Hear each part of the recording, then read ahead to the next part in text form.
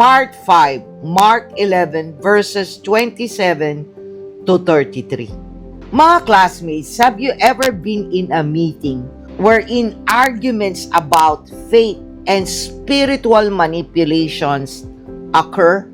So the crucial question for us when you are in that situation, when you are challenged by people who aren't really seeking truth, how do you stand your ground without losing your patience?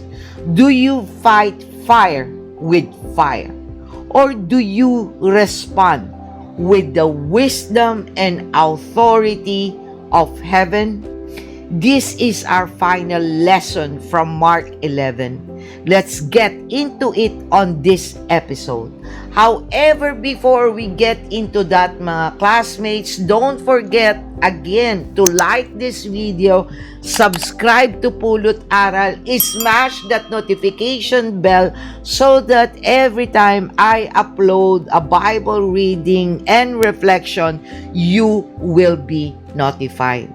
Now mga classmates, I truly ask you to share Pulot Aral videos if it truly blesses you and you feel this will benefit your friends or family or whoever you care about so that they could get to learn more about our God. Share the video mga classmates. And if you have not watched any of the episodes of the Gospel of Matthew, please go to its playlist and watch them.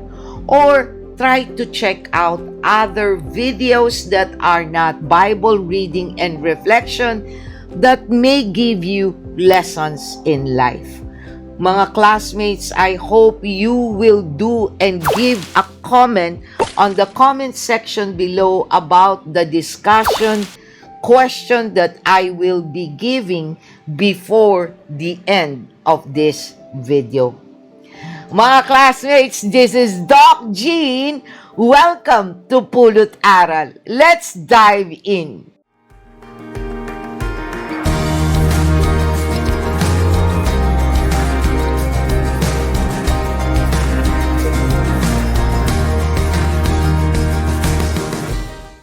Before we start with our exciting discussion about Mark 11, let's pray and have the Holy Spirit bless us with concentration, discernment, and desire to finish reading Mark 11 all the way. Heavenly Father, you are our strength and our protector and our truth. Keep us from destruction and deception and reminds us always to wear your full armor against your enemies' schemes. Help me and my classmates to hear what you want us to hear, see what you want us to see, and live what you want us to live. Lord, let your presence touch every heart watching this video. Remove pride, bias, and division so only your truth remains. Use this channel and our lives to draw more people to your word and to the joy of knowing you personally. Strengthen our faith, deepen our obedience, and make our lives shine with your love so others may see you in us. Let them be moved, Father God, to help this channel grow so we can spread and build a Bible reading community who speaks your words. Increase our desire, discern well, obediently do, and delight more to live a life according to your will. This we ask through Christ our Lord. Amen. Mga classmates, let's read first the Bible passages of Mark 11 verses 27 to 33. And I will be reading from the ESV version. The authority of Jesus challenge. And they came again to Jerusalem. And as he was walking in the temple, the chief priests and the scribes and the elders came to him, and they said to him, "By what authority are you doing these things? or who gave you this authority to do them? Jesus said to them, I will ask you one question. Answer me, and I will tell you by what authority I do these things. Was the baptism of John from heaven or from man? Answer me. And they discussed it with one another, saying, if we say from heaven, he will say, why then did you not believe him? But shall we say from man? They were afraid of the people, for they all held that John really was a prophet. So they answered Jesus, we do not know. And Jesus said to them, neither will I tell you by what authority I do these things. Mga classmates, let's now discuss the general overview and context of these passages. The next day, Jesus returned again to the temple courts. The place was buzzing, crowds were still talking about he flipped the tables the day before. The chief priests, teachers of the law, and elders were waiting for him, probably fuming. As soon as Jesus began teaching, they confronted him. By what authority are you doing these things? And who gave you this authority? It was a classic trap question. They wanted him to admit he was asking on divine authority so they could accuse him of blasphemy or deny it and discredit his mission. But Jesus, in his perfect wisdom, turned the question back on them. I will ask you one question. Answer me, and I will tell you by what authority do these things. John's baptism, was it from heaven or from men? The leaders huddled together, whispering. If they said from heaven, Jesus would ask, then why didn't you believe him? But if they said from men, they'd anger the people because everyone believed that John was a prophet. So they chickened out and said, we do not know. Jesus simply replied, neither will I tell you by what authority I am doing these things. It is one of those mic drop moments in Scripture, mga classmates, where Jesus exposes hypocrisy not by shouting, but by revealing how fear and pride blind people from truth. This moment reminds us that authority from God doesn't need validation from people, and those who question it often do so out of insecurity or the fear of losing control. Mga classmates, let's now do the discussion on Mark 11 verses 27 to 33. Here we go again, mga classmates. Another day, another confrontation. Jesus walks calmly into the temple. And the religious leaders, still nursing their ego from yesterday's table-turning event, go straight into the interrogation mode. By what authority are you doing these things? Translation, who are you really? Who appointed you? Sounds familiar?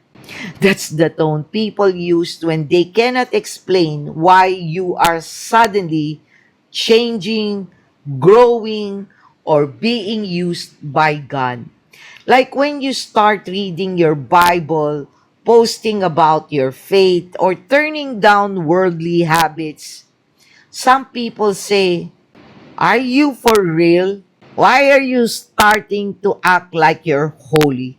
Who told you you could preach? The truth is, people question what they cannot control.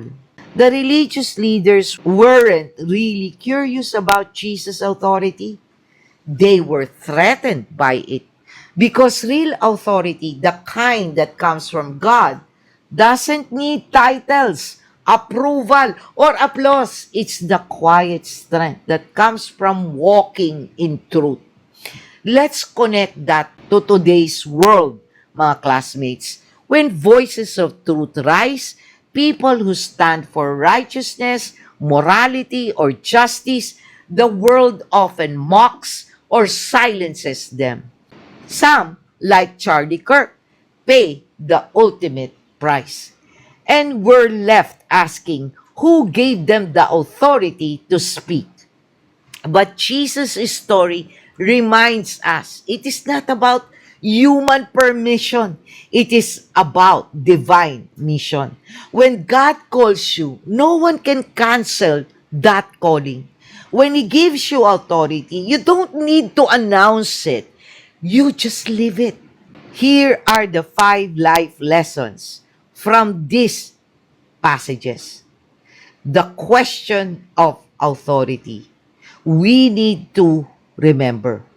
This confrontation teaches us about spiritual intelligence, integrity, and how to navigate manipulative situation.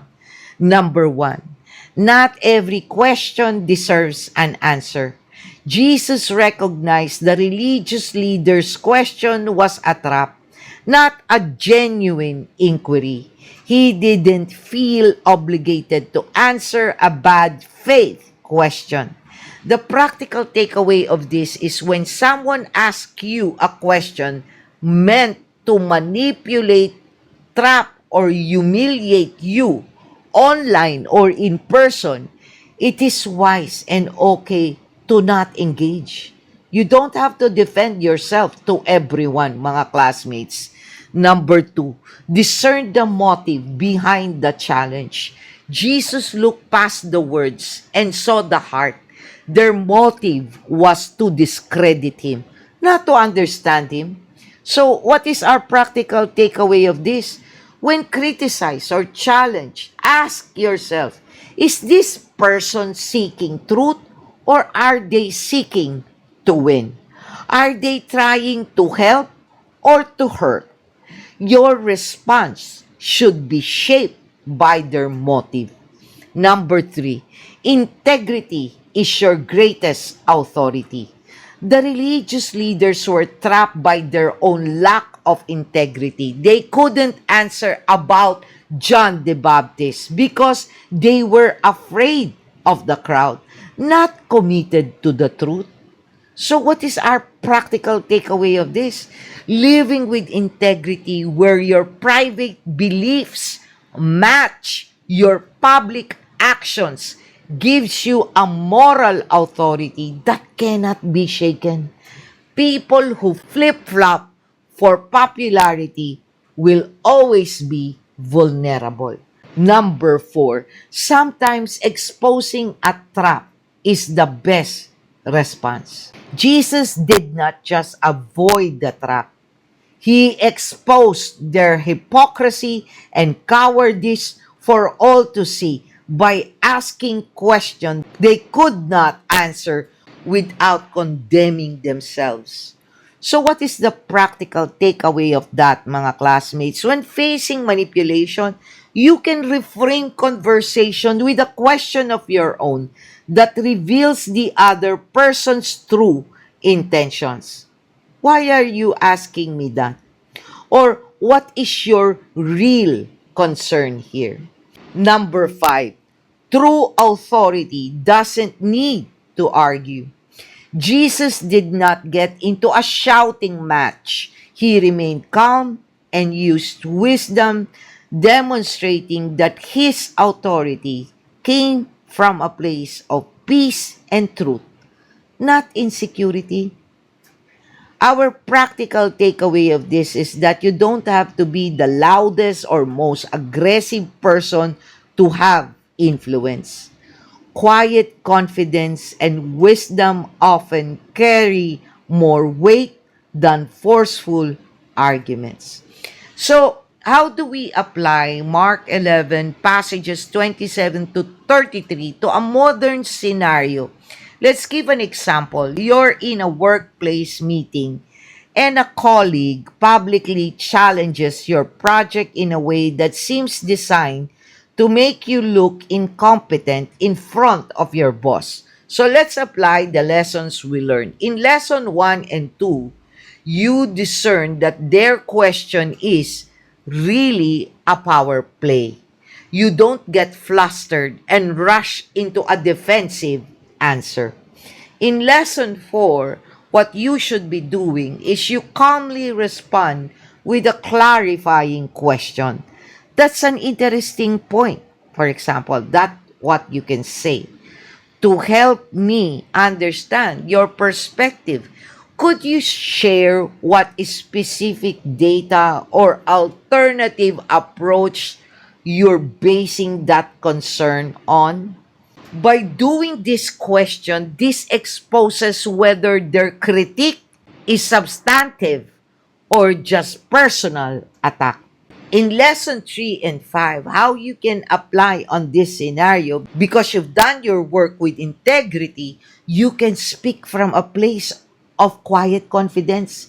You don't need to attack them back. Your calm, fact-based response demonstrates more authority than their aggressive challenge. So next time people doubt or question your faith, just smile. You don't need to defend yourself. Let your fruits and faithfulness answer for you. Mga classmates, we don't need validation when our authority comes from heaven. Let our lives be the proof of God's power in us.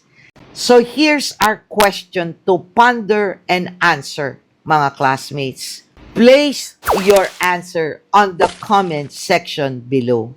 When was the last time you stayed silent instead of defending yourself? And let God prove your authority through your actions. By the way, mga classmates, if you want to know more about Mark 5, then I hope you will be watching it or go deep dive on Mark 8. If you have not seen any of this Bible reading and reflection. Mga classmates, thank you for joining me in today's Bible reading and reflection from the Gospel of Mark 11 verses 27 to 33. I hope you will be there on the following series we will be featuring in Pulot Aral. Keep your faith steadfast, mga classmates. Till next time, may God bless you all. Always stay safe and be healthy. This is Doc Jean.